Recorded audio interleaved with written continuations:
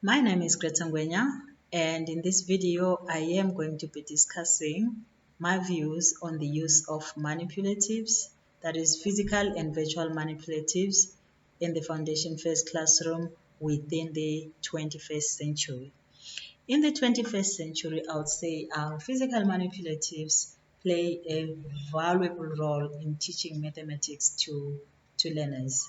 That is, through the use of physical manipulatives, learners get to engage their multiple senses. That is, they can use their sense of touch, sight, and sometimes even sound to explore and understand concepts.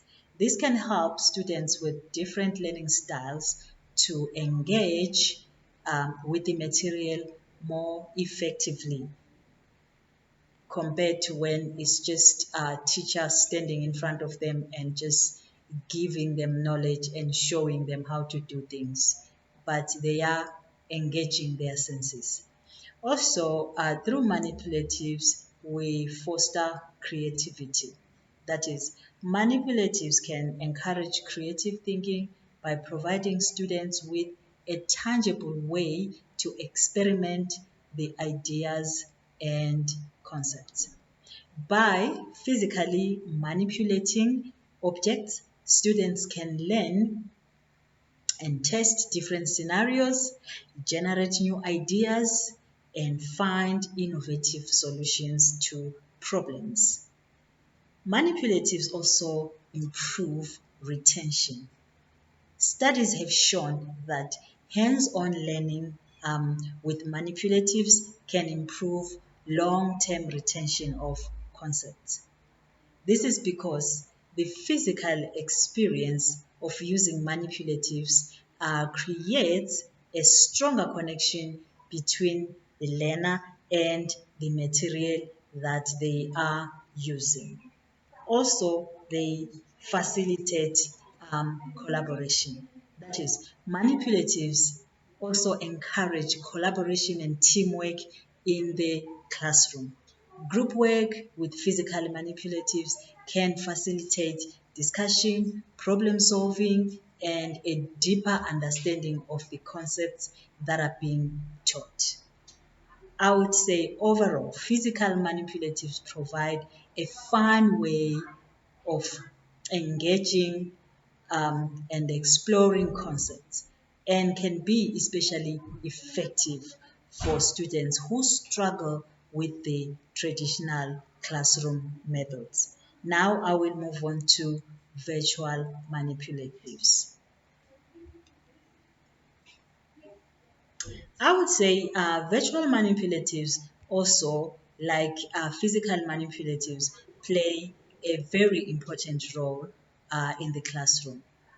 Through the virtual manipulatives, learners also gain critical thinking and problem solving skills because virtual manipulatives help them develop critical thinking and problem solving skills by providing them with a tool to experiment with different scenarios and um, explore cause and effects of relationships. They can also encourage learners to approach problems in a creative and innovative way.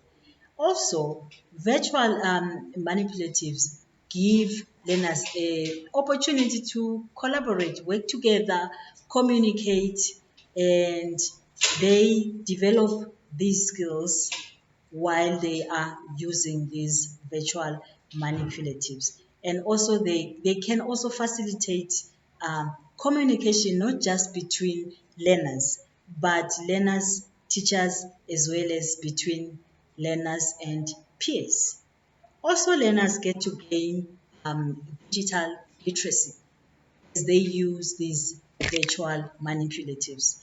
Okay, virtual manipulatives can help learners develop digital literacy skills by exposing them to digital tools and technologies.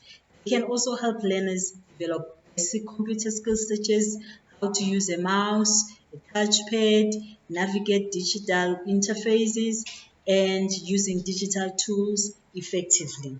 So it's an opportunity for them to have access to these digital tools. And through the use of virtual manipulatives, there is self-directed learning. By self-directed learning, learners are allowed to explore concepts at their own pace and in their own way. They can also improve, they can also provide learners with instant feedback, allowing them to monitor their progress and make adjustments where necessary or when needed. Also, the virtual manipulatives can encourage creativity and innovation by providing learners with a tool to experiment with ideas and concepts. They can also provide learners with a safe and a low-stake environment in which to explore new ideas and take risks. Finally, virtual manipulatives can be an effective tool for developing 21st century skills in learners. That is, as they can promote critical thinking, collaboration, digital literacy, self-directed learning, creativity, and innovation. Of all these are all essential skills for success in the 21st century. And as a teacher, how can I improve the use of manipulatives in all my my my types of learning, in all types of learning in the classrooms?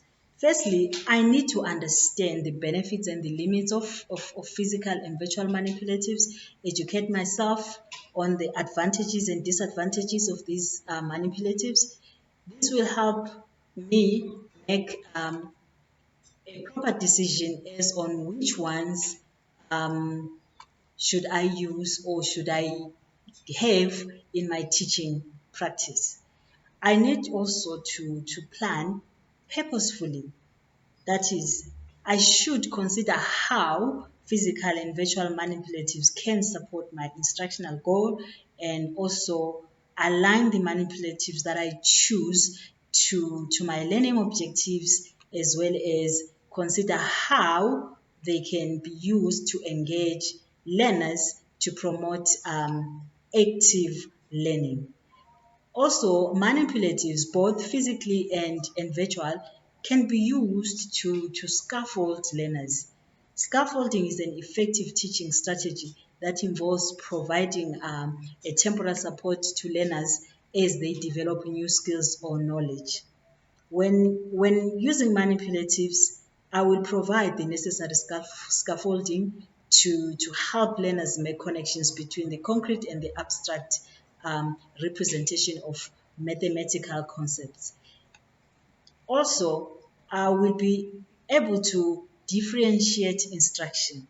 That is, we have learners in the classroom that have diverse learning needs, and so it is essential to differentiate instruction to meet those different needs. Using a variety of physical and virtual manipulatives that can be adapted to different learning abilities and preferences, which will meet the different needs of the learners that are in the classroom.